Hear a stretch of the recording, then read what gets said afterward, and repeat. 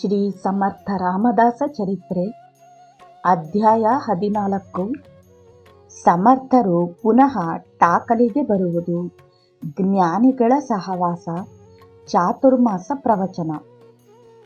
ಶ್ರೀ ನಿತ್ಯಾನಂದರು ತಮ್ಮ ಪ್ರಾತಃ ಕಾಲದ ಅನುಷ್ಠಾನಗಳನ್ನು ಮುಗಿಸಿಕೊಂಡು ಅಲ್ಲಿಗೆ ಬರುವುದಕ್ಕೆ ಮುನ್ನವೇ ವಿದ್ಯಾಸಾಗರನು ತನ್ನ ಅನುಷ್ಠಾನಗಳನ್ನು ಮುಗಿಸಿಕೊಂಡು ಸಮರ್ಥರ ಲೀಲೆಗಳನ್ನು ಕೇಳಲು ಉತ್ಸುಕನಾಗಿ ಕುಳಿತಿದ್ದನು. ನಿನ್ನೆ ಹೇಳಿದ ಶ್ರೀ ಸಮರ್ಥರ ದುಷ್ಟ ಶಿಕ್ಷಣ ಶಿಷ್ಟ ರಕ್ಷಣೆಯು ಹೇಗಿರುವುದೋ ಎಂದು ಊಹಿಸಿಕೊಳ್ಳುತ್ತಿದ್ದನು. ಗುರುಗಳು ಬಂದೊಡನೆಯೇ ಅವರಿಗೆ ಸಾಷ್ಟಾಂಗವಾಗಿ ನಮಿಸಿ ಕಥೆಯನ್ನು ಕೇಳಲು ಅನುಕೂಲವಾಗಿ ಗುರುಗಳಿಗೆ ಅಭಿಮುಖವಾಗಿ ಕುಳಿತನು. ಧಾರ್ಮಿಕರೇ, ಕೇಳುವವರು ಯಾವಾಗಲೂ ಗುರುಗಳ ವಕ್ತರ ದೃಷ್ಟಿಯು ತಮ್ಮ ಮೇಲೆ ಬೀಳುವಂತೆ ಅವರಿಗಿಂತ ಸ್ವಲ್ಪ ಕೆಳಗೆ ಕುಳಿತು ಆಲಿಸಬೇಕು. ಆದರೆ ಪಕ್ಕದಲ್ಲಿ, ಮರೆಯಲ್ಲಿ, ಹಿಂಬದಿಯಲ್ಲಿ ಕುಳಿತು ಕೇಳಬಾರದು. ಹಾಗೆ ಮಾಡಿದರೆ ವಿಷಯವನ್ನು ಪೂರ್ತಿಯಾಗಿ ಗ್ರಹಿಸಲಾಗುವುದಿಲ್ಲ. ಎಲ್ಲರೂ ಇದನ್ನು ತಿಳಿದುಕೊಳ್ಳಬೇಕು. ಗುರುಗಳು ಶಿಷ್ಯನ ಮುಖವನ್ನು ನೋಡುತ್ತಾ ಏನನ್ನು ಯೋಚಿಸುತ್ತಿರುವೆ ಎಂದಾಗ ವಿದ್ಯಾಸಾಗರನು, ಗುರುಗಳೇ, ಶ್ರೀ ಸಮರ್ಥರ ಸಮಯ ಸ್ಫೂರ್ತಿಯ ಬಗ್ಗೆಯೇ ಧ್ಯಾನಿಸುತ್ತಿದ್ದೇನೆ. ನಂತರದ ಕಥೆಯನ್ನು ಮುಂದುವರಿಸುವಂತೆ ಬೇಡುತ್ತಿದ್ದೇನೆ ಎಂದನು. ಮಗು, ಶ್ರೀ ಸಮರ್ಥರು ಪಂಚವಟಿಯಿಂದ ಟಾಕಲಿಗೆ ಬಂದರು. ಅವರು ಬರುತ್ತಿದ್ದ ವಿಷಯವನ್ನು ತಿಳಿದು ಉದ್ಧವನು ಓಡೋಡಿ ಬಂದು ಅವರ ಪಾದಕ್ಕೆರಗಿದನು. ಶ್ರೀ ಸಮರ್ಥರು ಆತನನ್ನು ಮೇಲಕ್ಕೆತ್ತಿ ನನ್ನ ಕುಮಾರನೇ ಎನ್ನುತ್ತಾ ತಬ್ಬಿಕೊಂಡರು. ಉದ್ಧವನು ಅತ್ಯಂತ ಸಂತೋಷದಿಂದ, ಸ್ವಾಮಿ, ಎಷ್ಟು ಕಾಲವಾಯಿತು? ತಮ್ಮ ದರ್ಶನವಿಲ್ಲದೆ ನಮ್ಮ ಮನಸ್ಸುಗಳು ಪರಿತಪಿಸುತ್ತಿವೆ. ತಮ್ಮ ಕೃಪಾ ವೀಕ್ಷಣೆಯು ಒಣಗಿ ಹೋಗಿರುವ ಬೆಳೆಗೆ ಸಣ್ಣ ಮಳೆ ಬಂದಂತಾಯಿತು ಎಂದನು.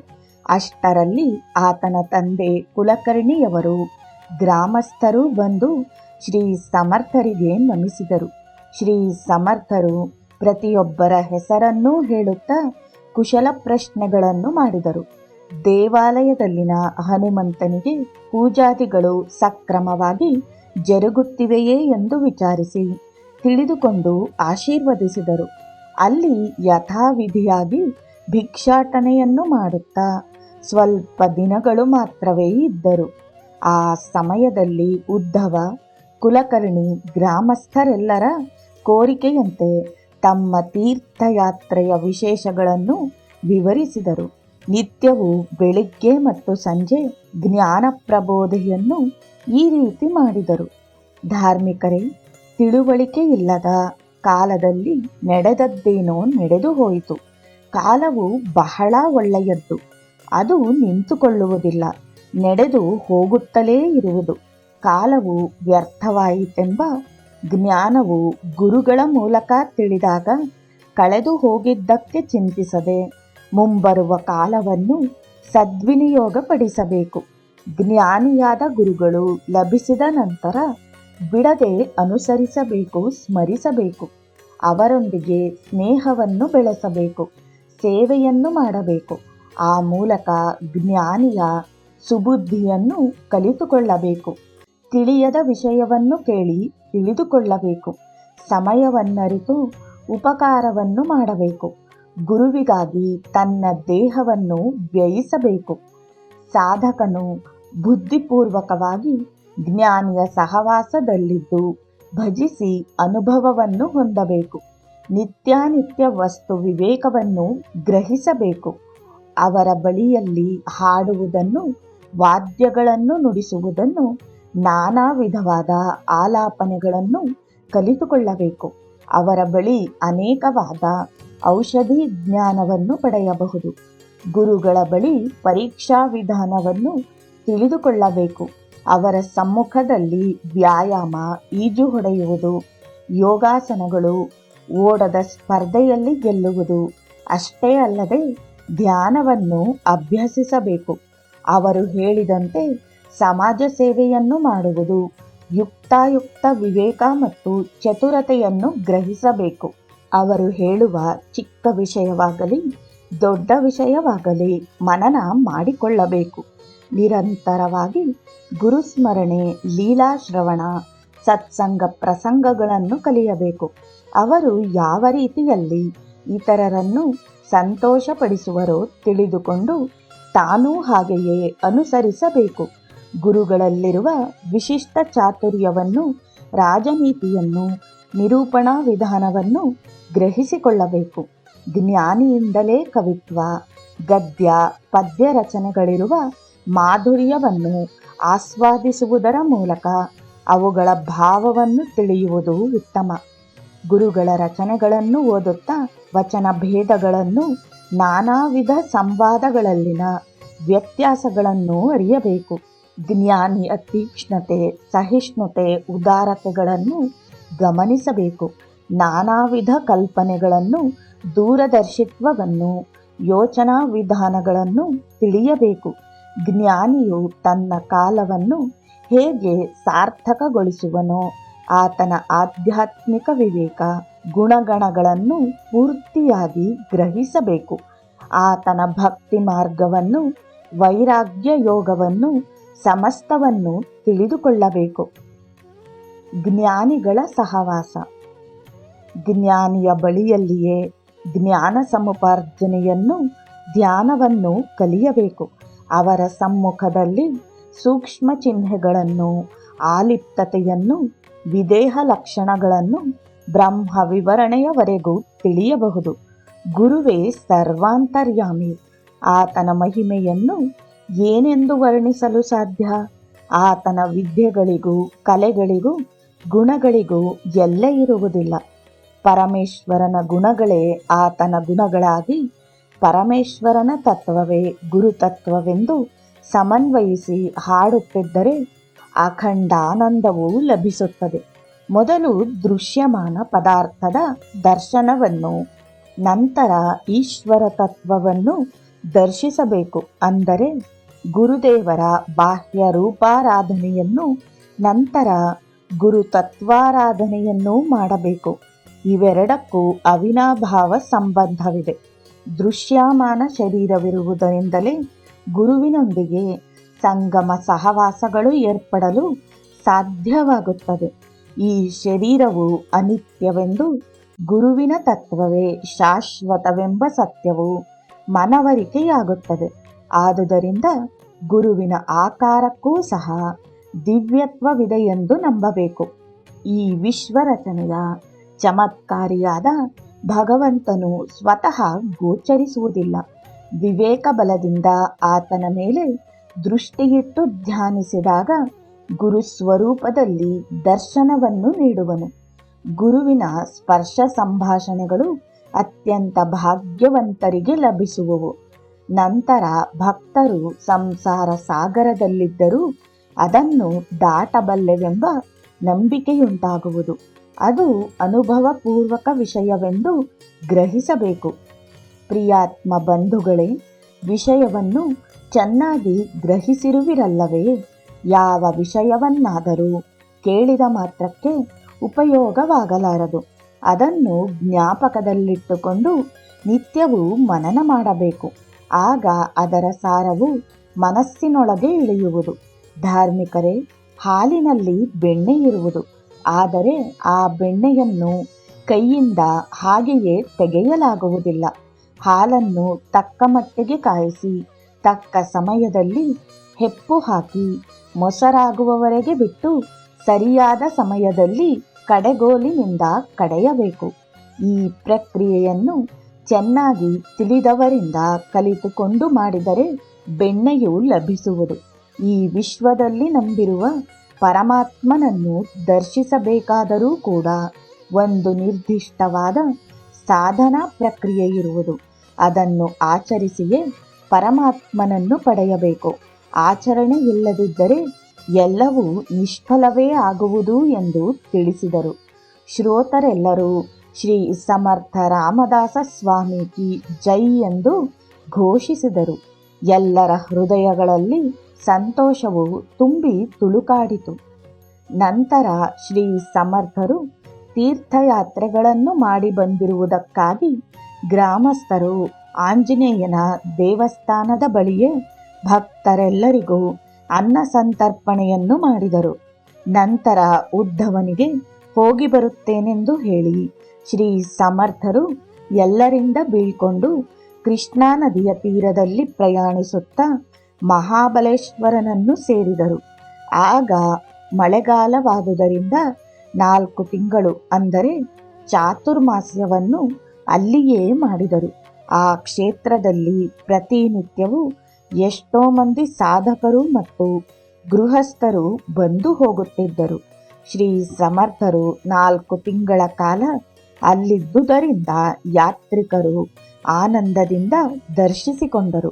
ಅಷ್ಟು ಹೊತ್ತಿಗೆ ಶ್ರೀ ಸಮರ್ಥರ ನಾಮವು ಶ್ರೀ ಸಮರ್ಥ ರಾಮದಾಸ ಎಂದು ಪ್ರಖ್ಯಾತವಾಗಿತ್ತು.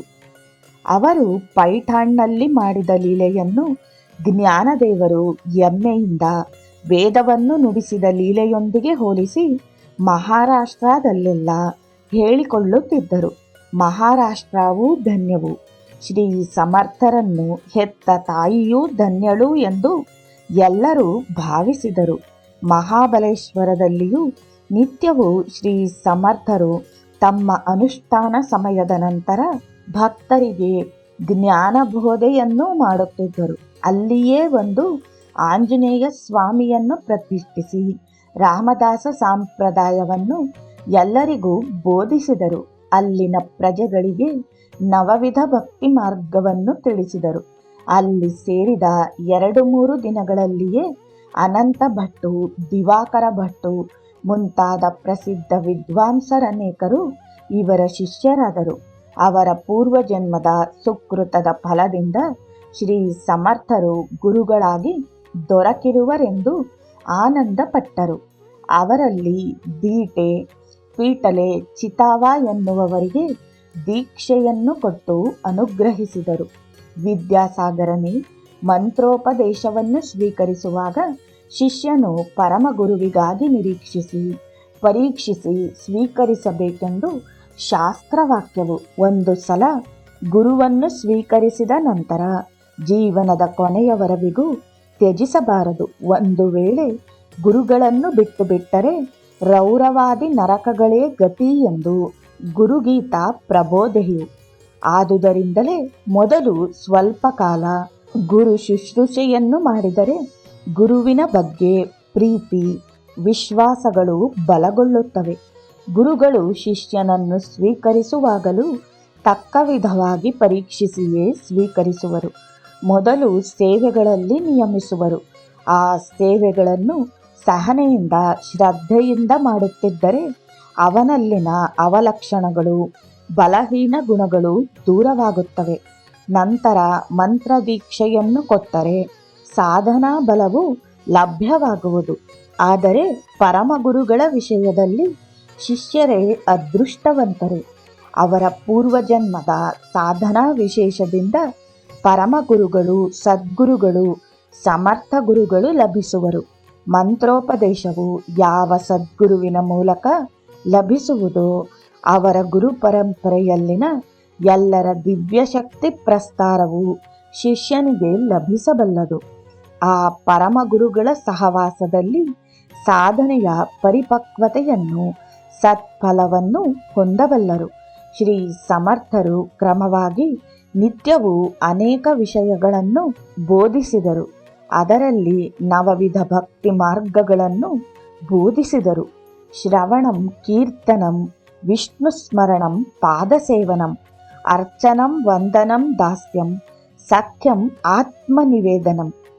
ಶ್ರೀಮದ್ಭಾಗವತದಲ್ಲಿ ಹೀಗೆ ಹೇಳಲ್ಪಟ್ಟಿದೆ. ಭಗವಂತನಿಗೆ ಹತ್ತಿರವಾಗಲು 9 ವಿಧವಾದ ಭಕ್ತಿ ಮಾರ್ಗಗಳು. 1 ಶ್ರವಣ, ಭಗವಂತನ ಲೀಲೆಗಳ ಕಥಾಶ್ರವಣ. 2 ಕೀರ್ತನೆ, ಭಗವನ್ನಾಮ ಕೀರ್ತನೆ. 3 ವಿಷ್ಣು ಸ್ಮರಣೆ, ನಾಮಸ್ಮರಣೆ. 4 ಪಾದಸೇವನೆ, ಭಗವಂತನ ಪಾದಗಳಲ್ಲಿ ಶರಣಾಗತನಾಗುವುದು. 5 ಅರ್ಚನೆ, ಭಾವಪೂರ್ವಕವಾಗಿ ಪೂಜಿಸುವುದು. 6 ವಂದನೆ, ನಮಿಸುವುದು. 7 ದಾಸ್ಯ, ಸರ್ವಕಾಲ ಸರ್ವಾವಸ್ಥೆಗಳಲ್ಲಿ ಭಗವಂತನ ದಾಸನಾಗಿರುವಂತೆ ಅಭ್ಯಾಸ ಮಾಡುವುದು. 8 ಸಖ್ಯ. ಆತನೊಂದಿಗೆ ಸ್ನೇಹವನ್ನು ಬೆಳೆಸಿಕೊಳ್ಳುವುದು ಅಂದರೆ ಇತರೆ ಲೌಕಿಕ ವ್ಯವಹಾರಗಳಲ್ಲಿದ್ದರೂ ಭಗವಂತನು ಜೊತೆಯಲ್ಲಿರುವಂತೆ ಸ್ಮರಿಸುತ್ತಿರುವುದು. 9 ಆತ್ಮನಿವೇದನೆ. ಕೊನೆಗೆ ನನ್ನದೆನ್ನುವುದು ಯಾವುದೂ ಇಲ್ಲವೆಂದು ತಿಳಿದು ಮನಸ್ಸನ್ನು ಭಗವಂತನಿಗೆ ಅರ್ಪಿಸುವುದು.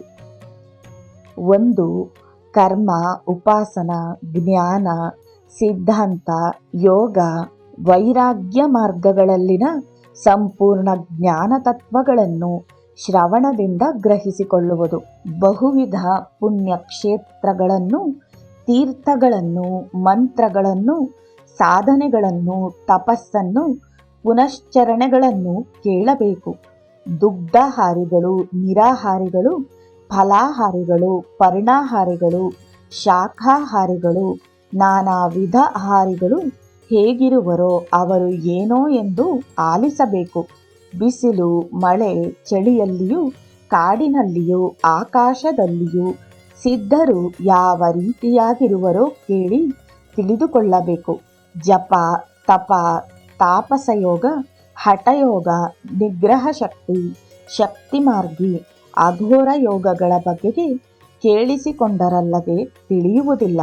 ಮುದ್ರೆಗಳು, ಆಸನಗಳು, ಲಕ್ಷ್ಯಸ್ಥಾನ, ಪಿಂಡಜ್ಞಾನ, ತತ್ವಜ್ಞಾನ, ಚಂದ್ರ, ಸೂರ್ಯ, ತಾರಾಮಂಡಲ ಜ್ಞಾನ, ಇಂದ್ರಾದಿ ದೇವತೆಗಳ ಸ್ಥಾನಗಳು, ವಾಯು, ವರುಣ, ಕುಬೇರ ಸ್ಥಾನಗಳು, ಗರುಡ, ಗಂಧರ್ವ, ಕಿನ್ನರ, ಕಿಂಪುರುಷ, ವಿದ್ಯಾಧರ, ಯಕ್ಷ, ಸಿದ್ಧ, ಚಾರಣಾದಿ ಜ್ಞಾನವನ್ನು ಶ್ರವಣ ಮಾಡಬೇಕು.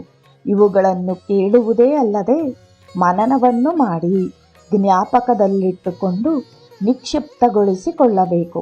ಮಹಾವಾಕ್ಯ ಶ್ರವಣವನ್ನು ಮಾಡುವುದಕ್ಕೆ ಅರ್ಹತೆಯನ್ನು ಸಂಪಾದಿಸಬೇಕು. ಸ್ಥೂಲ, ಸೂಕ್ಷ್ಮ ಕಾರಣ, ಮಹಾಕಾರಣ ಶರೀರ ಜ್ಞಾನವನ್ನು ತಿಳಿಯಬೇಕು. 2 ಕೀರ್ತನ. ಭಗವಂತನ ಕಲ್ಯಾಣ ಗುಣಗಳನ್ನು ಕೇಳಿ ಮನನವನ್ನು ಮಾಡುತ್ತಾ ನಿರಂತರವಾಗಿ ಅದೇ ಗುಣವು ಗಾನವಾಗಿ ಕೀರ್ತನೆಯ ರೂಪದಲ್ಲಿ ಆ ಭಕ್ತನ ಹೃದಯಾಂತರಾಳದಿಂದ ಹೊರಗೆ ಬರುವುದು. ಆ ಕೀರ್ತನೆಗಳಲ್ಲಿ ಭಗವಂತನಿಗೆ ಮತ್ತು ಭಕ್ತನಿಗೆ ಸಂಬಂಧವಿರಬೇಕು. ತನ್ನ ಸ್ವಾರ್ಥಪರವಾದ ಕೋರಿಕೆಗಳಿಗೆ ಸ್ಥಾನವಿರಬಾರದು. ಹಾಗಿದ್ದರೆ ಭಗವಂತನ ಮೇಲೆ ಅವ್ಯಾಜ ಪ್ರೀತಿಯು ಉಂಟಾಗುವುದು. ಆ ಪ್ರೀತಿಯ ಪ್ರವಾಹದಲ್ಲಿ ಸಮಯವೇ ತಿಳಿಯುವುದಿಲ್ಲ. ಕೀರ್ತನೆಗಳಿಂದಲೇ ಎಷ್ಟೋ ಭಕ್ತರು ಭಗವಂತನಿಗೆ ಸನ್ನಿಹಿತರಾಗಿ ಕೊನೆಗೆ ಆತನಲ್ಲಿಯೇ ಲೀನವಾದರು. 3 ಸ್ಮರಣ ಭಕ್ತಿ. ಭಗವಂತನ ನಾಮಸ್ಮರಣೆಯನ್ನು ಮಾಡಿದಷ್ಟು ಫಲವು ಅಧಿಕವಾಗುವುದು. ಆ ಪ್ರವಾಹದಲ್ಲಿ ನಿಮ್ಮ ಪಾಪರಾಶಿ ಎಲ್ಲವೂ ಹೊಡೆದುಕೊಂಡು ಹೋಗುವುದು. ಪರಿಶುದ್ಧರಾಗಬಲ್ಲಿರಿ. ಕ್ರೂರಾತ್ಮನಾದ ಅಜಾಮಿಳನು ನಾರಾಯಣ ಎಂದು ಅವಸಾನ ಕಾಲದಲ್ಲಿ ತನ್ನ ಮಗನನ್ನು ಕರೆದರೂ ಭಗವಂತನು ತನ್ನ ಸಾಯುಜ್ಯವನ್ನು ಕೊಟ್ಟನಲ್ಲವೇ. ನಾಮಸ್ಮರಣೆಯನ್ನು ಜೀವನವೆಲ್ಲವೂ ಮಾಡದಿದ್ದರೂ ಕೊನೆಯ ಘಳಿಗೆಯಲ್ಲಿ ಮಾಡಿದರೂ ಮೋಕ್ಷವು ಪ್ರಾಪ್ತಿಯಾಗುವುದು. ಆದರೆ ಮಾನವನಿಗೆ ಅಭ್ಯಾಸವಿಲ್ಲದಿದ್ದರೆ ಕೊನೆಯ ಕಾಲದಲ್ಲಿ ನಾಮಸ್ಮರಣೆಯಾಗುವುದಿಲ್ಲ. ಯಾವಾಗ ಮರಣವು ಲಭಿಸುವುದೋ ಗೊತ್ತಿಲ್ಲ. ಆದುದರಿಂದ ಪ್ರತಿ ಕ್ಷಣವೂ ನಾಮಸ್ಮರಣೆಯನ್ನು ಬಿಡದೆ ಮಾಡುವುದು ಸರಿಯಾದ ಉಪಾಯ. ಬಾಲ್ಯದಿಂದ ಅಭ್ಯಾಸವಿಲ್ಲದವರು ಎಷ್ಟು ವಯಸ್ಸಾದರೂ ಭಗವಂತನನ್ನು ಸ್ಮರಿಸಲಾರರು. ರಾಮನಾಮವನ್ನು ಉಚ್ಚರಿಸಲಾಗದ ವಾಲ್ಮೀಕಿಯು ಮರ ಮರ ಮರ ಎಂದು ಸ್ಮರಿಸಿ ನಾಮಸ್ಮರಣೆಯನ್ನು ಮಾಡಿದವನಿಗೆ ಅದ್ಭುತ ಶಕ್ತಿಯನ್ನು ಪಡೆದನು. ವಾಲ್ಮೀಕಿ ಎಂದು ಪ್ರಖ್ಯಾತನಾಗಿ ರಾಮಾಯಣ ಕಾವ್ಯವನ್ನೇ ರಚಿಸಬಲ್ಲವನಾದನು. ಶ್ರೀಮದ್ ರಾಮಾಯಣವು ಕೋಟ್ಯಾಂತರ ಭಕ್ತರನ್ನು ಮುಕ್ತಿ ಮಾರ್ಗದಲ್ಲಿ ನಡೆಸಿತು. ಪ್ರಹ್ಲಾದನು ಕೇವಲ ಹರಿನಾಮ ಸ್ಮರಣೆಯಿಂದಲೇ ಭಗವಂತನ ಕೃಪೆಯನ್ನು ಹೊಂದಿದನು, ಸಾಕ್ಷಾತ್ಕಾರವನ್ನು ಪಡೆದನು. ಭೂಮಿಯ ಮೇಲೆ ಶ್ರೀಹರಿಯು ಅವತರಿಸಲು ಕಾರಣನಾದನು. ನಿರಂತರ ನಾಮಸ್ಮರಣೆಯು ಪಾಪರಾಶಿಯನ್ನು ನಾಶಪಡಿಸುವುದು. ಆದುದರಿಂದ ಭಕ್ತರೇ, ಎಲ್ಲರೂ ಜೋರಾಗಿ ನಾಮ ಸಂಕೀರ್ತನೆಯನ್ನು ಮಾಡಿರಿ ಎಂದು ಬೋಧಿಸಿ ಸ್ವಲ್ಪ ಹೊತ್ತು ಸಂಕೀರ್ತನೆಯನ್ನು ಮಾಡಿಸಿದರು. 4. ಪಾದಸೇವೆಯ ಭಕ್ತಿ. ನಿರಂತರವಾಗಿ ಲಕ್ಷ್ಮೀದೇವಿಯು ಶ್ರೀಹರಿಯ ಪಾದಸೇವೆಯನ್ನು ಮಾಡುತ್ತಿರುವಳೆಂದು ನಮಗೆ ಗೊತ್ತು. ಆದರೆ ನಮಗೆ ಶ್ರೀಹರಿಯ ಪಾದಸೇವೆಯು ಹೇಗೆ ದೊರೆಯುತ್ತದೆ? ಆದುದರಿಂದ ಇದನ್ನು ಬಿಟ್ಟು ಬಿಡಬೇಕೇನು? ಹಾಗಲ್ಲ. ಈ ಭೂಮಿಯ ಮೇಲೆ ನಡೆದಾಡುವ ದೈವವೇ ಸದ್ಗುರುವು. ಸದ್ಗುರುವಿನ ಪಾದಸೇವೆಯನ್ನು ಮಾಡದಿದ್ದರೆ ಭಗವದ್ ದರ್ಶನವು ದುರ್ಲಭವಾಗುತ್ತದೆ. ಆದುದರಿಂದ ಮೊದಲು ಸದ್ಗುರುವನ್ನು ಆಶ್ರಯಿಸಿ ನವವಿಧ ಭಕ್ತಿ ಮಾರ್ಗಗಳನ್ನನುಸರಿಸಿ ನಡೆಯುವುದು ಮೋಕ್ಷಗಾಮಿಗೆ ಮುಖ್ಯವಾದ ಸಾಧನೆಯಾಗಿದೆ. ಈ ಸಾಧನೆಯಿಂದಲ್ಲದೆ ಅಹಂಕಾರ ನಿರ್ಮೂಲನೆಯಾಗುವುದಿಲ್ಲ. ಇಲ್ಲದಿದ್ದರೆ ಭಗವದ್ ಅನುಭವವು ಪ್ರಾಪ್ತಿಸುವುದಿಲ್ಲ. ಸಂಘತ್ಯಾಗ, ಆತ್ಮನಿವೇದನೆ, ವಿದೇಹ ಸ್ಥಿತಿ, ಆಲಿಪ್ತತೆ, ಸಹಜ ಸ್ಥಿತಿ, ಉನ್ಮನ, ವಿಜ್ಞಾನ ಎಂಬ ಸಪ್ತಸ್ಥಿತಿಗಳು ಸಾಧು ಸೇವೆಯಿಂದ ಮಾತ್ರವೇ ತಿಳಿಯುವು. ಇವಲ್ಲದೆ ಗುರುಮುಖತಃ ತಿಳಿಯಬೇಕಾದ ವೇದ, ವೇದರಹಸ್ಯ, ವೇದಾಂತ, ಸಿದ್ಧತ್ವ, ಸಿದ್ಧಭಾವ, ಸಿದ್ಧಾಂತ ರಹಸ್ಯ, ಅನುಭವ, ಅನುಭವ ವಿಷಯ, ಅನುಭವ ಫಲ, ಸತ್ಯವಸ್ತು ಮೊದಲಾದವುಗಳನ್ನು ತಿಳಿಯಬೇಕು. ಇವೆಲ್ಲವೂ ಅನುಭವಕ್ಕೆ ದ್ವಾರಗಳು. ಇವುಗಳನ್ನು ಕುರಿತು ಜ್ಞಾನವು ಪೂರ್ಣ ಜ್ಞಾನವು. ಇಂತಹ ಪೂರ್ಣ ಜ್ಞಾನವನ್ನು ಹೊಂದಿದ ಸದ್ಗುರುವನ್ನು ಆಶ್ರಯಿಸಿ ಅವರ ಸೇವೆಯನ್ನು ಮಾಡದಿದ್ದರೆ ಯಾರಿಗೂ ಪರಬ್ರಹ್ಮ ತತ್ವಾನುಭವ ಉಂಟಾಗುವುದಿಲ್ಲ. ಶಾಸ್ತ್ರವು, ಗುರುವು, ಆತ್ಮ ಎಂಬ ಈ ಮೂರರ ಅನುಭವವನ್ನು ಒಂದಾಗಿಸಿಕೊಂಡು ತಾನಾಗಿ ಹೋಗಬೇಕು. ಇದೇ ಸತ್ಯವು. ಇದು ಸದ್ಗುರುವಿನ ಕೃಪಾ ಕಟಾಕ್ಷದಿಂದ ಮಾತ್ರವೇ ಲಭಿಸುವ ಸ್ಥಿತಿ. ಇದಕ್ಕೆ ಸದ್ಗುರು ಸಮಾಶ್ರಯವು, ಸೇವೆಯನ್ನು ಮಾಡುವ ಗುಣವು ಅತ್ಯಂತ ಅವಶ್ಯಕ. ಬಾಹ್ಯದಲ್ಲಿಯೂ ಭಾವದಲ್ಲಿಯೂ ಸದ್ಗುರು ಚರಣಾರವಿಂದಗಳ ಸೇವೆಯನ್ನು ನಿರಂತರವಾಗಿ ಮಾಡುವ ಭಕ್ತಿಭಾವವೇ ಸೇವಾ ಭಕ್ತಿ. 5. ಅರ್ಚನಾ ಭಕ್ತಿ.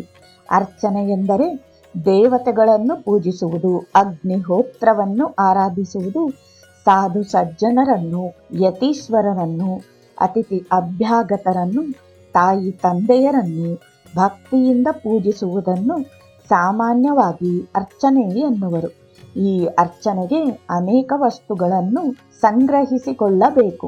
ವಸ್ತು ಸಂಗ್ರಹಣೆಯಲ್ಲಿ ಆಸಕ್ತಿಯು ಹೆಚ್ಚಾದರೆ ಭಕ್ತಿ ಭಾವವು ಕಡಿಮೆಯಾಗುತ್ತದೆ. ಹಾಗಲ್ಲದೆ ಯಥಾಶಕ್ತಿ ವಸ್ತುಗಳಿಂದ ಅರ್ಚಿಸುವುದು ಸೂಕ್ತ.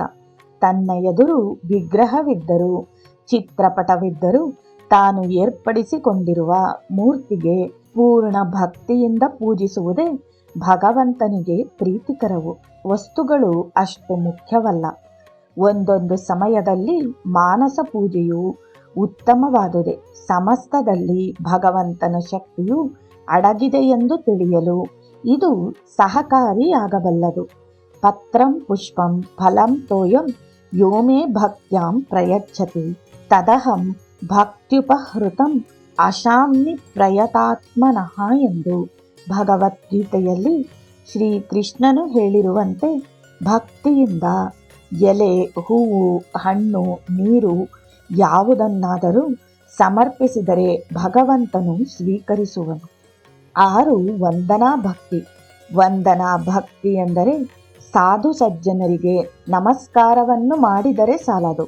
ಆ ಸ್ಥಿತಿಯಲ್ಲಿ ಅವರಲ್ಲಿನ ಭಗವಂತನಿಗೆ ನಮಿಸುತ್ತಿದ್ದಂತೆ ಭಕ್ತಿ ಭಾವದಿಂದ ನಮಸ್ಕರಿಸಬೇಕು. ಕೆಲವರು ಸೂರ್ಯನಿಗೆ ನಮಸ್ಕರಿಸುವರು, ಕೆಲವರು ದೇವತಾ ಮೂರ್ತಿಗಳಲ್ಲಿ ತಮ್ಮ ಇಷ್ಟ ದೈವವನ್ನು ಊಹಿಸಿಕೊಂಡು ನಮಸ್ಕರಿಸುವರು. ಮುಖ್ಯವಾಗಿ ಸದ್ಗುರುವಿಗೆ ಸಾಷ್ಟಾಂಗ ವಂದನೆಯನ್ನು ಮಾಡಬೇಕು. ನಿದ್ರೆಯಿಂದ ಏಳುವಾಗ ಭೂದೇವಿಗೆ ನಮಿಸಬೇಕು. ನಂತರ ತಾಯಿ ತಂದೆಯರಿಗೂ ಗುರುಗಳಿಗೂ ತಪ್ಪದೆ ನಮಸ್ಕರಿಸಬೇಕು.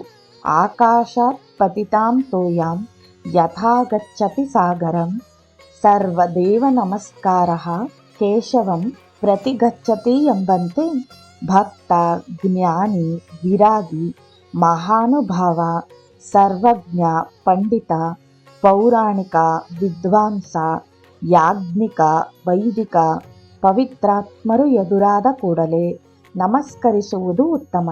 ಇವರಿಗೆ ಮಾಡುವ ನಮಸ್ಕಾರವು ಪರಮಾತ್ಮನಿಗೆ ಸೇರುವುದು. ಭಕ್ತಿ ಭಾವದಿಂದ ನಮಸ್ಕರಿಸಿದವರ ಪಾಪರಾಶಿಯು ನಾಶವಾಗುವುದು. ಆದುದರಿಂದ ಭಕ್ತಿ ಭಾವದಿಂದ ಮಾಡುವ ನಮಸ್ಕಾರಕ್ಕೆ ಇಂತಹ ಅಪಾರ ಶಕ್ತಿಯಿದೆ. ಇದರಿಂದ ಜನನ ಮರಣಗಳು ತಪ್ಪಿ ಹೋಗುವುವು. ಅಹಂಕಾರ ರಾಹಿತ್ಯವು ಸಿದ್ಧಿಸುವುದು. ಪರಮಾತ್ಮನನ್ನು ಪ್ರಸನ್ನನಾಗಿ ಕರುಣಿಸುವನು. ದೊಡ್ಡ ಅಪರಾಧವನ್ನು ಮಾಡಿದವನು ಬಂದು ಸಾಷ್ಟಾಂಗ ನಮಸ್ಕಾರವನ್ನು ಮಾಡಿದರೆ ಅದು ಎಂತಹ ಅಪರಾಧವಾಗಿದ್ದರೂ ಕ್ಷಮಿಸಬೇಕು.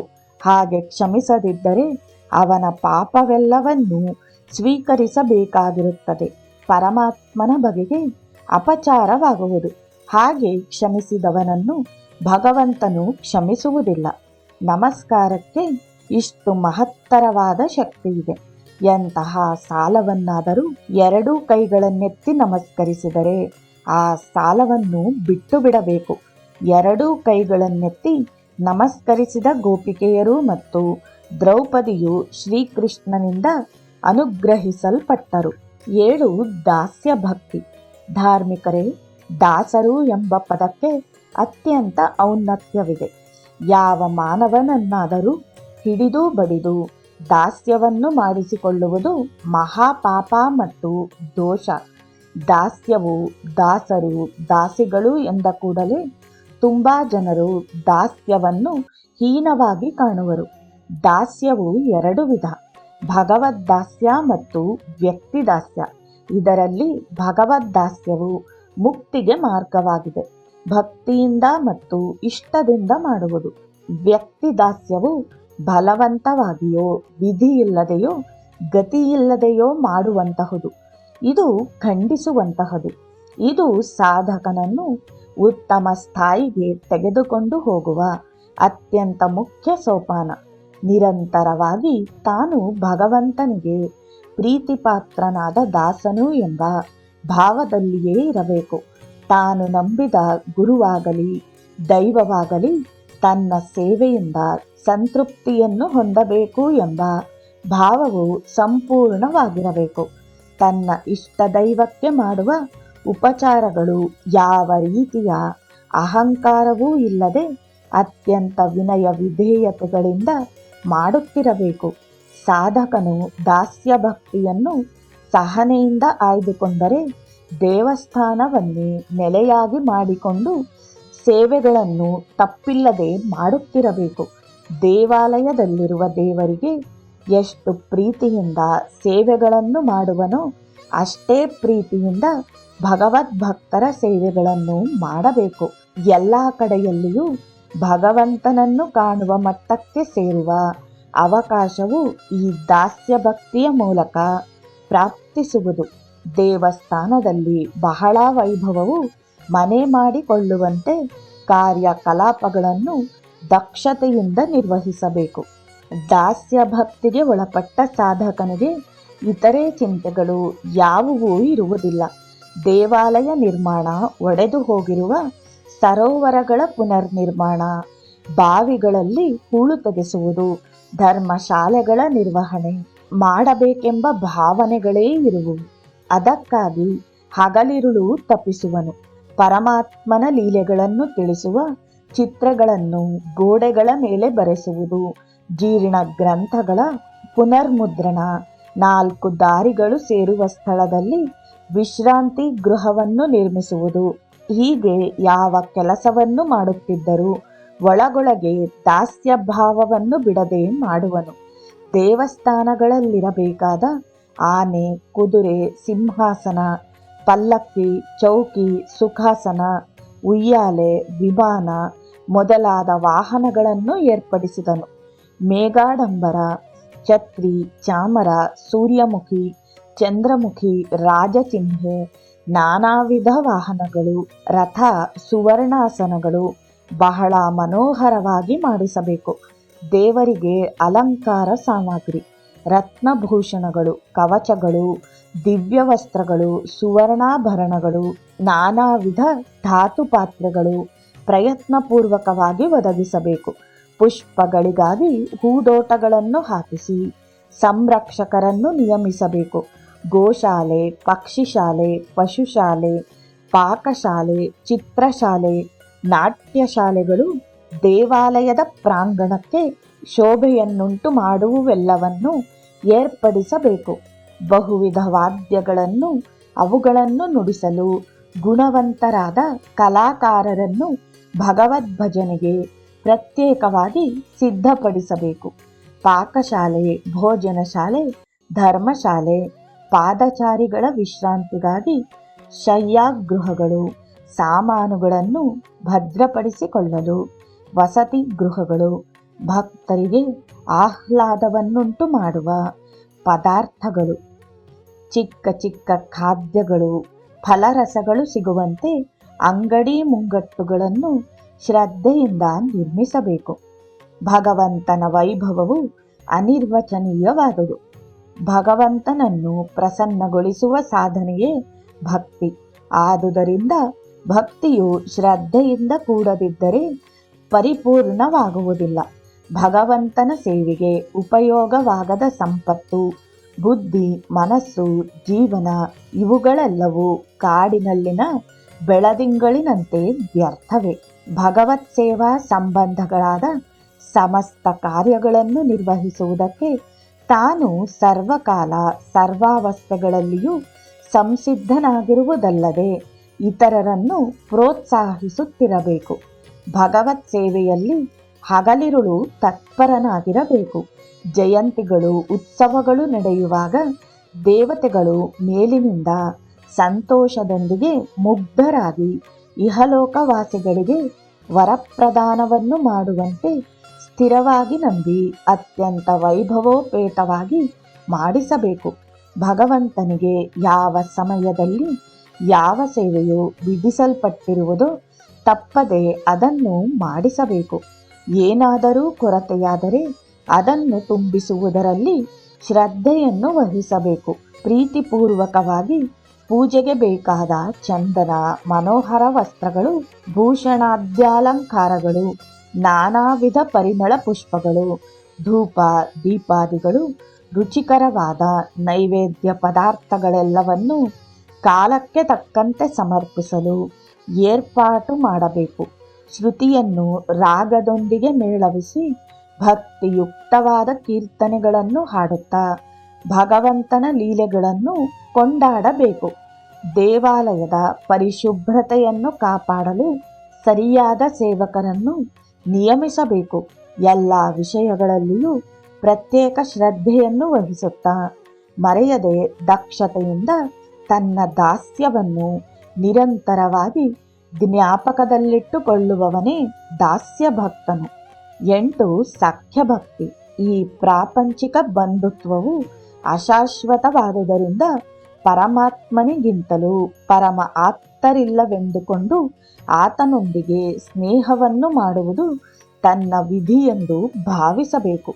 ಪ್ರೀತಿಪೂರ್ವಕ ಸ್ನೇಹಿತನು ಆತನೇ ಎಂದು ಭಾವಿಸಿ ಸಂತೋಷಿಸುವುದು ಸಖ್ಯಭಕ್ತಿ. ಪರಮಾತ್ಮನೇ ತನ್ನ ಶ್ರೇಯೋಭಿಲಾಷಿ. ಆದುದರಿಂದ ಆತನನ್ನು ಸಂತೋಷಗೊಳಿಸುವುದೇ ತನ್ನ ವಿಧಿ ಮತ್ತು ಕರ್ತವ್ಯವು. ಆತನೊಂದಿಗಿನ ಸ್ನೇಹವೇ ಜೀವನದ ಗುರಿ. ಹಾಗೆ ಪ್ರವರ್ತಿಸಿದಾಗ ಭಗವಂತನ ಪ್ರೀತಿಯು ತನಗೂ ಲಭಿಸುವುದು. ಆ ಪ್ರೀತಿಯು ಪರಮ ಪ್ರೀತಿ, ನಿಸ್ವಾರ್ಥ ಪ್ರೀತಿ. ಅದನ್ನು ಕುರಿತು ಭಕ್ತನ ಹೃದಯವು ಪರವಶವಾಗಿ ನರ್ತಿಸುತ್ತದೆ. ಈಗಲೇ ಆ ಭಗವಂತನ ಗುಣಗಾನವನ್ನು ಮಾಡುತ್ತಾ ಅದರಲ್ಲಿ ಲೀನವಾಗುವನು. ಹಾಗೆ ಪರಮಾತ್ಮನೊಂದಿಗೆ ಸ್ನೇಹವನ್ನು ಪ್ರಾರಂಭಿಸಿದರೆ ಬಾಹ್ಯ ವಿಷಯಗಳು ಅವಷ್ಟಕ್ಕವೇ ದೂರವಾಗುವವು. ಸ್ವಭಾವದಿಂದ ಜೀವಿಯು ತನ್ನ ಪ್ರಾಣ ಮತ್ತು ಶರೀರಗಳನ್ನು ಭಗವಂತನಿಗೆ ಅರ್ಪಿಸಬಲ್ಲನು. ಎಷ್ಟೆಷ್ಟು ಸಂಪೂರ್ಣವಾಗಿ ಸಾಧಕನು ಸಮರ್ಪಣಾ ಭಾವಕ್ಕೆ ಹತ್ತಿರವಾಗುವನೋ ಭಗವಂತನ ಜವಾಬ್ದಾರಿಯು ಅಷ್ಟಷ್ಟೇ ಬೆಳೆಯುತ್ತಿರುತ್ತದೆ. ಮಿತ್ರತ್ವದಿಂದಲೇ ಶ್ರೀಕೃಷ್ಣನು ಪಾಂಡವರನ್ನು ಲಕ್ಷಾಗೃಹದಿಂದ ಕಾಪಾಡಿದನು. ಕುಚೇಲನು ಬೇಡದೆಯೇ ಸಕಲ ಸಂಪತ್ತನ್ನೂ ಅನುಗ್ರಹಿಸಿದನು. ಸರ್ವಕಾಲ ಸರ್ವಾವಸ್ಥೆಗಳಲ್ಲಿಯೂ ಸಂದರ್ಭೋಚಿತ ಸಹಾಯವನ್ನು ಮಾಡಿದನು. ಸಖ್ಯ ಭಕ್ತಿ ಎನ್ನುವುದು ಭಕ್ತಿಭಾವದ ಪರಾಕಾಷ್ಠೆ. ಭಕ್ತನು ಭಗವಂತನ ಕೃಪೆಗಾಗಿ ಮಾಡುವ ನಿರೀಕ್ಷಣೆಯಲ್ಲಿ ಮೈತ್ರಿ ಭಾವಕ್ಕೆ ಯಾವ ರೀತಿಯ ಧಕ್ಕೆಯೂ ಉಂಟಾಗಬಾರದು. ಚಂದ್ರನಿಗಾಗಿ ಚಕೋರ ಪಕ್ಷಿಯು, ಮಳೆಗಾಗಿ ಜಾತಕ ಪಕ್ಷಿಯು ಎದುರು ನೋಡುವಂತೆ ನಿರೀಕ್ಷಿಸಬೇಕು. ಇಲ್ಲಿ ಭಗವಂತನೊಂದಿಗೆ ಸ್ನೇಹವೆಂದರೆ ಒಬ್ಬ ಸ್ನೇಹಿತನಂತೆಯೇ ಅಲ್ಲ. ತಾಯಿ, ತಂದೆ, ಗುರು, ವಿದ್ಯೆ, ಸಂಪತ್ತು, ಜ್ಞಾನ, ಐಶ್ವರ್ಯ ಸರ್ವಸ್ವವು ಭಗವಂತನೇ ಎಂಬ ಅನನ್ಯ ಭಾವವೇ ಸ್ನೇಹಭಕ್ತಿ. ಇಹದಲ್ಲಿ ಈ ಪ್ರಪಂಚ ಬಾಂಧವ್ಯವು ಜೀವನಿಗೆ ಏರ್ಪಟ್ಟಿರುವಂತೆಯೇ ಪರದಲ್ಲಿಯೂ ಆ ಬಂಧವು ಪರಮಾತ್ಮನೊಂದಿಗೆ ಗಟ್ಟಿಯಾಗುವುದು. ಗುರುವು ಮತ್ತು ಪರಮಾತ್ಮನು ಅಭಿನ್ನರಾಗಿರುವುದರಿಂದ ಗುರುದೇವನೊಂದಿಗೂ ನವವಿಧ ಭಕ್ತಿ ಮಾರ್ಗಗಳನ್ನು ಹೀಗೆಯೇ ಪಾಲಿಸಬೇಕು ಎಂದು ಹೇಳಿ ಸ್ವಲ್ಪ ಹೊತ್ತು ಸಂಕೀರ್ತನೆಯನ್ನು ಮಾಡಿಸಿದರು.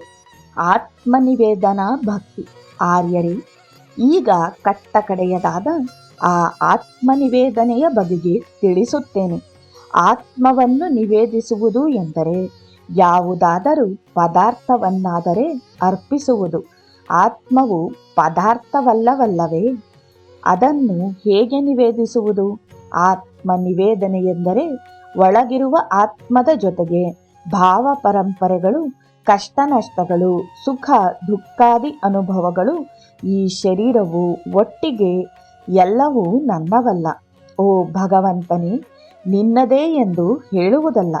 ಪೂರ್ತಿಯಾಗಿ ಶರಣಾಗತನಾಗಬೇಕು. ಆತ್ಮನಿವೇದನೆ ಅಥವಾ ಆತ್ಮ ಸಮರ್ಪಣೆ ಎನ್ನುವುದರ ಅರ್ಥವನ್ನು ತಿಳಿದುಕೊಳ್ಳುವುದೇ ಹೊರತು ಬೇರೆ ಇನ್ನೇನೂ ಇಲ್ಲ. ಸಪ್ತಮ ಭಕ್ತಿಯಾದ ದಾಸ್ಯ ಭಕ್ತಿಯು ಅಭ್ಯಾಸದಲ್ಲಿಯೂ, ಅಷ್ಟಮ ಭಕ್ತಿಯಾದ ಸಖ್ಯ ಭಕ್ತಿಯಲ್ಲಿಯೂ ತನ್ನ ಸರ್ವ ಸಂಪತ್ತುಗಳನ್ನು, ಶಕ್ತಿ ಯುಕ್ತಿಗಳನ್ನು ಭಗವಂತನಿಗೆ ಸಮರ್ಪಿಸುವುದನ್ನು ತಿಳಿಸಿದವು. ಸಮರ್ಪಿಸಲು ಇನ್ನೇನು ಉಳಿದಿದೆ? ತನ್ನದು ಅಂತ ಏನಾದರೂ ಇದೆಯೇ ಎನ್ನುವ ಯೋಚನೆ ಮತ್ತು ವಿಚಾರಗಳುಂಟಾಗಿ ನಾನು, ನನ್ನದು ಎಂಬ ಪದಗಳಿಗೆ ಅರ್ಥವನ್ನು ತಿಳಿದುಕೊಳ್ಳುವ ಪ್ರಯತ್ನವೇ ಉಳಿದಿದೆ. ನನ್ನದು ಎಂದು ಹೇಳಲ್ಪಡುವುದೆಲ್ಲವೂ ಭಗವಂತನ ಕೊಡುಗೆಯಿಂದ ಬಂದ ಸಂಪತ್ತು ಎಂಬ ವಿಷಯವು ತಿಳಿದಿರುವುದರಿಂದಲೇ ಅದನ್ನು ಸಮರ್ಪಿಸಿದನು. ಇನ್ನು ಉಳಿದಿರುವುದು ನಾನು ಎಂಬ ಭಾವವು. ಈ ನಾನು ಯಾರು ಎಂಬ ವಿಚಾರದಲ್ಲಿ ತಿಳಿಯುವುದೇನೆಂದರೆ, ಈ ಶರೀರವು ನಾನಲ್ಲ, ಅದು ಪಂಚಭೂತಗಳ ಸೇರುವಿಕೆಯಿಂದ ಏರ್ಪಟ್ಟಿದೆ. ರೂಪ ಉಂಟಾಗಿ ನಾಮವನ್ನು ಧರಿಸಿ ವ್ಯವಹರಿಸಲ್ಪಡುತ್ತಿದೆ. ಇದು ಕೇವಲ ಪ್ರಪಂಚ ವ್ಯವಹಾರಕ್ಕಾಗಿ ಏರ್ಪಟ್ಟಿದ್ದು ಅಶಾಶ್ವತವಾಗಿದೆ. ನಿಜವಾಗಿ ಶಾಶ್ವತವೂ ಸತ್ಯವೂ ಆದ ಪರಮಾತ್ಮನಿಂದ ಬೇರ್ಪಟ್ಟ ಜೀವಾತ್ಮವು ಶರೀರದೊಳಗೆ ಸೇರಿರುವುದರಿಂದ ಚೈತನ್ಯವಂತವಾಗಿಯೂ ಪ್ರಕಾಶವಂತವಾಗಿಯೂ ವ್ಯವಹರಿಸುತ್ತದೆ. ಆ ಜೀವಾತ್ಮವು ಬಿಟ್ಟು ಹೋದಾಗ ಈ ಶರೀರವು ನಾಮರೂಪಗಳನ್ನು ಕಳೆದುಕೊಳ್ಳುತ್ತದೆ. ಈ ವಿಚಾರವನ್ನು ಚೆನ್ನಾಗಿ ತಿಳಿದುಕೊಂಡು ಅಶಾಶ್ವತವಾದ ಶರೀರದೊಂದಿಗೆ ಬೆರೆಯದೆ ತನ್ನ ನಿಜ ತತ್ವವಾದ ಶಾಶ್ವತ ತತ್ವದೊಂದಿಗೆ ಸತ್ಯವಸ್ತುವಿನೊಂದಿಗೂ ಬೆರೆಯುವುದೇ, ಏಕತ್ವವನ್ನು ಹೊಂದುವುದೇ, ಸಮ್ಮಿಳಿತವಾಗುವುದೇ, ಲಯವಾಗುವುದೇ, ಮಿಶ್ರವಾಗುವುದೇ, ಬೆರೆತು ಹೋಗುವುದೇ, ತಾನು ಬೇರೆಯಾಗಿಲ್ಲದಿರುವುದೇ ಆತ್ಮನಿವೇದನೆಯು. ನದಿಗಳೆಲ್ಲವೂ ಸಮುದ್ರದವರೆಗೆ ತಮ್ಮ ತಮ್ಮ ಹೆಸರುಗಳಿಂದ ಪ್ರವಹಿಸಿ ಸಮುದ್ರದಲ್ಲಿ ಸೇರುವಾಗ ಸಮುದ್ರ ರೂಪವನ್ನು, ಅದರ ಗುಣವನ್ನು ಹೊಂದುವುವು. ನದಿಯ ನಾಮರೂಪಗಳಿಗೆ ಯಾವ ಇರುವಿಕೆಯೂ ಇರುವುದಿಲ್ಲ. ಹಾಗೆಯೇ ಪರಮಾತ್ಮ ತತ್ವವನ್ನರಿತು ತನ್ನನ್ನು ತಾನು ಸಮರ್ಪಿಸಿಕೊಳ್ಳುವುದೇ ತನಗೆ ಪ್ರತ್ಯೇಕವಾದ ಇರುವಿಕೆಯನ್ನು ಇಲ್ಲದಂತೆ ಮಾಡಿಕೊಳ್ಳುವುದೇ. ಅಂದರೆ ನಾನಿಲ್ಲ, ಇರುವುದು ಆತನೇ ಎಂಬ ಭಾವವು ಬಲಿಷ್ಠವಾಗುವುದೇ ಆತ್ಮನಿವೇದನೆಯು. ನಾನು ಯಾರು ಎಂಬುದನ್ನು ಯೋಚಿಸಿದಾಗ ನಾನು ಭಕ್ತನಲ್ಲ, ಅವಿಭಕ್ತ ಎಂದು ತಿಳಿದು ಬರುತ್ತದೆ. ಅಂದರೆ ಪರಮಾತ್ಮನ ಅಖಂಡ ತತ್ವವು ಮನವರಿಕೆಯಾಗುತ್ತದೆ. ನವವಿಧ ಭಕ್ತಿ ಮಾರ್ಗಗಳಲ್ಲಿ ಕೊನೆಯದಾದ ಆತ್ಮನಿವೇದನೆ ಎಂಬುದನ್ನು ಅರ್ಪಿಸದಿದ್ದರೆ ಸಾಧನೆಯು ಪರಿಪಕ್ವವಾಗುವುದಿಲ್ಲ. ಜನನ ಮರಣ ಸಂಸಾರ ಚಕ್ರದಿಂದ ಬಿಡುಗಡೆಯು ಲಭಿಸುವುದಿಲ್ಲ. ಈ ವಚನಗಳು ಸತ್ಯಸಿದ್ಧಗಳು, ಇದರಲ್ಲಿ ಸಂದೇಹವಿಲ್ಲ. ಆದರೆ ಈ ನವವಿಧ ಭಕ್ತಿ ಮಾರ್ಗಗಳಲ್ಲಿ ಯಾವುದನ್ನಾದರೂ ಅನುಸರಿಸಬಹುದು. ಆದರೆ ಕೊನೆಯದಾದ ಆತ್ಮನಿವೇದನಾ ಭಕ್ತಿಯು ಮುಕ್ತ ಸ್ಥಿತಿಯನ್ನು ಕೊಡುತ್ತದೆ. ಆದುದರಿಂದ ಸದ್ಗುರುವಿನ ಚರಣ ಸನ್ನಿಧಿಯಲ್ಲಿಯೇ ಅನುಭವವನ್ನು ಹೊಂದಬಲ್ಲರು. ತಾನಾಗಿಯೇ ಯಾರೂ ಪಡೆಯಲಾರರು ಎಂದು ಮುಗಿಸಿದರು. ಎಲ್ಲರೂ ಜಯಘೋಷಗಳನ್ನು ಮಾಡಿದರು. ನಂತರ ಅಲ್ಲಿಂದ ಹೊರಟು ಶ್ರೀ ಸಮರ್ಥರು ಮಾಹುಲಿಗೆ ಬಂದರು. ಅಲ್ಲಿ ರಂಗನಾಥ ಸ್ವಾಮಿ ಎಂಬ ರಾಜಯೋಗಿಯೊಬ್ಬರು ಭೇಟಿಯಾದರು.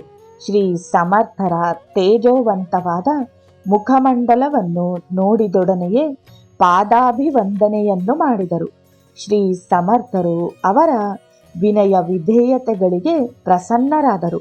ರಂಗನಾಥ ಸ್ವಾಮಿಗಳು ಶ್ರೀ ಸಮರ್ಥರನ್ನು ಪ್ರಾರ್ಥಿಸಿ ತನಗೆ ಮಂತ್ರದೀಕ್ಷೆಯನ್ನು ನೀಡುವಂತೆ ಕೋರಿದರು. ತನ್ನನ್ನು ಶಿಷ್ಯನನ್ನಾಗಿ ಸ್ವೀಕರಿಸುವಂತೆ ಬೇಡಿದರು. ಅವರ ಸಾಧನಾಕಾಂಕ್ಷೆಗೆ ಮೆಚ್ಚುಗೆಯನ್ನು ವ್ಯಕ್ತಪಡಿಸುತ್ತಾ ಈತನು ಶ್ರೇಷ್ಠ ಸಾಧಕನೆಂದು ಗ್ರಹಿಸಿದರು. ನಿನಗೇನು ಕಡಿಮೆಯಾಗಿದೆ ಎಂದು ಮಂತ್ರದೀಕ್ಷೆಯನ್ನು ಬಯಸುತ್ತಿರುವೆ ಎಂದು ಕೇಳಿದರು. ನನಗೆ ಮಾರ್ಗದರ್ಶನವನ್ನು ಮಾಡುವ ಗುರುಗಳು ಬೇಕೆಂದು ಪ್ರಾರ್ಥಿಸಿದರು. ಅದಕ್ಕೆ ಒಪ್ಪಿದ ಶ್ರೀ ಸಮರ್ಥರು ಮಂತ್ರದೀಕ್ಷೆಯನ್ನು ಕೊಟ್ಟು ಆಶೀರ್ವದಿಸುತ್ತಾ, ರಂಗೋಬ, ಜಪ ಧ್ಯಾನಗಳನ್ನು ಇನ್ನೂ ತೀವ್ರವಾಗಿ ಮಾಡು. ಈಗ ದೇಶ ಪರಿಸ್ಥಿತಿಗಳು ಅಸ್ತವ್ಯಸ್ತವಾಗಿವೆ. ಈ ಸಮಾಜದಲ್ಲಿನ ಅನ್ಯಾಯವನ್ನು ಅಕ್ರಮವನ್ನೂ ಎದುರಿಸಿ ದೇಶವನ್ನು ರಕ್ಷಿಸುವ ಹೋರಾಟದಲ್ಲಿ ದೈವ ಶಕ್ತಿಯು ನಮಗೆ ಸಹಕರಿಸಬೇಕಾದರೆ ತಪ್ಪದೆ ನಿನ್ನಂತಹ ಸಾಧಕರಿಂದಲೇ ಸಾಧ್ಯವಾಗುವುದು. ನೀನು ಸಕಲ ಸದ್ಗುಣ ಸಂಪನ್ನನಾಗಿ ಇಲ್ಲಿಯೇ ಇದ್ದು ರಾಮನಾಮ ಪ್ರಚಾರವನ್ನು ಮಾಡು. ತನ್ಮೂಲಕ ಎಲ್ಲವೂ ಅನುಕೂಲಗಳಾಗುತ್ತವೆ ಎಂದರು. ಸ್ವಲ್ಪ ಕಾಲದಲ್ಲಿಯೇ ಶ್ರೀ ಸಮರ್ಥರ ಆಶೀರ್ವಾದ ಬಲದಿಂದ ರಂಗನಾಥ ಸ್ವಾಮಿಗಳು ಅಲ್ಲಿಯೇ ಮಠವನ್ನು ನಿರ್ಮಿಸಿ 100 ಜನ ಶಿಷ್ಯರನ್ನು ಮಾಡಿಕೊಂಡು ಅದ್ಭುತ ಶಕ್ತಿಗಳನ್ನು ಪಡೆದರು. ಅಷ್ಟೇ ಶಕ್ತಿವಂತರಾದರು. ಶ್ರೀ ಸಮರ್ಥರ ಬಗೆಗೆ ಅತ್ಯಂತ ಭಕ್ತಿಭಾವವನ್ನಿಟ್ಟುಕೊಂಡಿದ್ದರು. ಶ್ರೀ ಸಮರ್ಥರು ತಮ್ಮ ಪ್ರಯಾಣವನ್ನು ಮುಂದುವರೆಸುತ್ತಾ ದೇಹೋಗಾಮ್ಗೆ ಸೇರಿದರು. ಅದೇ ಶ್ರೀ ತುಕಾರಾಮ್ ಮಹಾರಾಜರ ವಾಸಸ್ಥಳ. ಅವರು ಕಾರಣ ಜನ್ಮರು. ಪೂರ್ವದಲ್ಲಿ ನಾಮದೇವನೆಂಬ ಹೆಸರಿನಿಂದ ಅವತರಿಸಿ ಮಹಾರಾಷ್ಟ್ರದ ತುಂಬ ಪಾಂಡುರಂಗನ ಭಕ್ತಿ ಚೈತನ್ಯದ ಹೊಳೆಯನ್ನು ಹರಿಸಿದರು. ಜ್ಞಾನೇಶ್ವರ ಮಹಾರಾಜರು ಗೋರಾ ಕುಂಬಾರ ಅವರ ಸಮಕಾಲೀನರು. ಅವರಿಗವರೇ ಭಕ್ತಿ ಜ್ಞಾನ ವೈರಾಗ್ಯ ಪಾರೀಣರಾಗಿ ದೇಶದೆಲ್ಲೆಡೆ ಭಕ್ತಿಭಾವವನ್ನು ಬೆಳೆಸಿದರು. ಅಂತಹ ನಾಮದೇವ ಮಹಾರಾಜರೇ ಅವರ ಇಷ್ಟದೈವದ ಆಜ್ಞೆಯ ಪ್ರಕಾರ ಮತ್ತೆ ಜನ್ಮಿಸಿ ತುಕಾರಾಮ್ ಎಂಬ ಹೆಸರಿನೊಂದಿಗೆ ಪಾಂಡುರಂಗನ ಭಕ್ತನಾಗಿ ನಿರಂತರ ಪಾರವಶ್ಯದಿಂದ ಇರುತ್ತಿದ್ದರು. ವಿದ್ಯಾಸಾಗರನಿ ಅವರು 2 ಹೆಂಡತಿಯರೊಂದಿಗೆ ಸಂಸಾರದಲ್ಲಿದ್ದರು. ಪಾಂಡುರಂಗನ ಭಕ್ತಿಯಲ್ಲಿ ಮಗ್ನರಾಗಿ ತಾವರೆ ಎಲೆಯ ಮೇಲಿನ ನೀರಿನ ಬಿಂದುವಿನಂತೆ ಇರುತ್ತಾ ಎಷ್ಟು ತೊಂದರೆಗಳುಂಟಾದರೂ ಜೀವನವನ್ನು ಹೇಗೆ ಮಾಡಬಹುದೆಂದು ಆಚರಿಸಿ ತೋರಿಸಿದರು. ಅವರ ಅಪಾರ ಸಹನೆ ಮತ್ತು ಶಾಂತ ಸ್ವಭಾವಗಳೇ ಅವರಿಗೆ ರಕ್ಷಾಕವಚವಾಗಿದ್ದವು. ಅವರ ಸಹವಾಸದಲ್ಲಿ ಕುರುಡನಿಗೆ ದೃಷ್ಟಿಯು ಬಂದಿತು, ಕುಂಟನಿಗೆ ಕುಂಟುತನವೂ ಹೋಯಿತು, ಮೂಕನಿಗೆ ಮಾತು ಬಂದಿತು. ಅವರನ್ನು ನೆಪ ಮಾಡಿಕೊಂಡು ಪಾಂಡುರಂಗನು ಎಷ್ಟೋ ಅದ್ಭುತ ಲೀಲೆಗಳನ್ನು ಮಾಡಿದನು. ಭಗವಂತನು ಸ್ವತಃ ಆಯ್ದುಕೊಂಡ ಭಕ್ತರು ತುಕಾರಾಮ್. ಅವರು ಬರೆದ ಅಭಂಗಗಳನ್ನು ನದಿಯಲ್ಲಿ ಹಾಕಬೇಕೆಂದು ವ್ಯತಿರೇಕಿಗಳಾದ ಕೆಲ ಹಿರಿಯರು ಸೂಚಿಸಿದರು. ಪಾಂಡುರಂಗನ ಅಭಿಷ್ಟವು ಅದೇ ಆದರೆ ನಮಗೇನು ಅಭ್ಯಂತರವಿಲ್ಲ ಎಂದು ಹೇಳಿ ತಮ್ಮ ಅಭಂಗಗಳನ್ನು ಗಂಟು ಕಟ್ಟಿ ಎಲ್ಲರೂ ನೋಡುತ್ತಿರುವಂತೆ ನದಿಯಲ್ಲಿ ಬಿಟ್ಟು ಪಾಂಡುರಂಗನನ್ನು ಸ್ಮರಿಸಿದರು.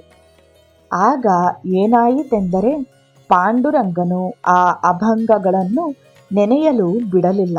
ಆ ಭಗವಂತನು ಕರುಣಾಮಯನೆಂದು ನಿರೂಪಿಸಿದನು. ನದಿಯೊಳಗಿಂದ ಆ ಅಭಂಗಗಳ ಗಂಟು ಮೇಲೆ ಬಂದಿತು. ಆ ಭಕ್ತ ಶಿಖಾಮಣಿಯ ತಪಸ್ಸು ಫಲಿಸಿತು. ದುರ್ಮಾರ್ಗಿಗಳಿಗೆ ಬುದ್ಧಿಯನ್ನು ಕಲ್ಪಿಸುವುದಕ್ಕಾಗಿಯೇ ರಂಗನು ಈ ಲೀಲೆಯನ್ನು ಮಾಡಿರುವನೆಂದು ಭಾವಿಸಿದರು.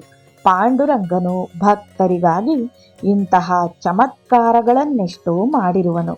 ಆ ಲೀಲೆಗಳು ಭಕ್ತರ ಕೀರ್ತಿಯನ್ನು ಇಮ್ಮಡಿಗೊಳಿಸಿ ಭಗವಂತನ ಮಹಿಮೆಯನ್ನು ತಿಳಿಸುತ್ತವೆ.